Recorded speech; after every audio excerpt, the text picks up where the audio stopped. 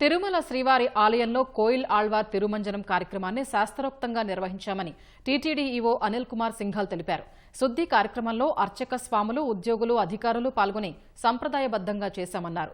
వైకుంఠ ద్వార దర్శనాలకు సంబంధించి మొదటి 3 రోజులు డిప్ విధానం ద్వారా 1.89 లక్షల టోకెన్లు జారీ చేశామన్నారు. టోకెన్లు పొందిన భక్తులు దర్శన సమయానికి క్యూలైన్లోకి చేరుకుంటే 2 గంటల వ్యవధిలో దర్శనం పూర్తవుతుందన్నారు.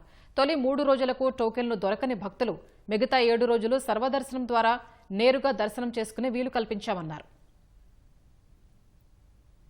కోయిల్ ఆళ్వార్ తిరుమంజనం కార్యక్రమం శాస్త్రోక్తంగా సాంప్రదాయబద్ధంగా నిర్వహణ జరుగుతూ ఉంది.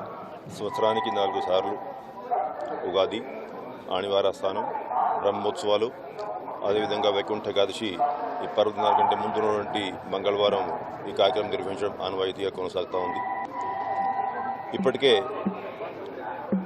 ఈ వైకుంఠ ఏకాదశి కోసం దాదాపు ఒక 2 నెలల నుంచి అధికార యంత్రాంగం అందరూ కూడా కృషి చేస్తూ ఉన్నారు. పలుమార్లు అధికార యంత్రాంగము భక్తులు వస్తున్నటువంటి ఏరియాలన్నీ కూడా పరిశీలించి ఫీల్డ్ ఇన్స్పెక్షన్స్ నిర్వహించి ఎంట్రీ ఎగ్జిట్ పాయింట్స్, పకడ్బందీ బందోబస్తు, అన్నప్రసాదాలు, accommodation, queue line management, parking facilities ఇవన్నింటి మీద కూడా ప్రణాళిక సిద్ధం చేస్తే ప్రత్యేకంగా టీటీడీ బోర్డు కూడా ఒక సమావేశం దీని మీద ప్రత్యేకంగా ఏర్పాటు చేసుకొని చాలా పకడ్బందీ ఏర్పాట్లతో ముందుకు పోతా ఉన్నాం. ఇప్పటికే గవర్నర్ ముఖ్యమంత్రి వారు ఇచ్చేటువంటి దిశానిర్దేశం ప్రకారం టీటీడీ బోర్డు కొన్ని కీలకమైనటువంటి నిర్ణయాలు తీసుకోవడం జరిగింది.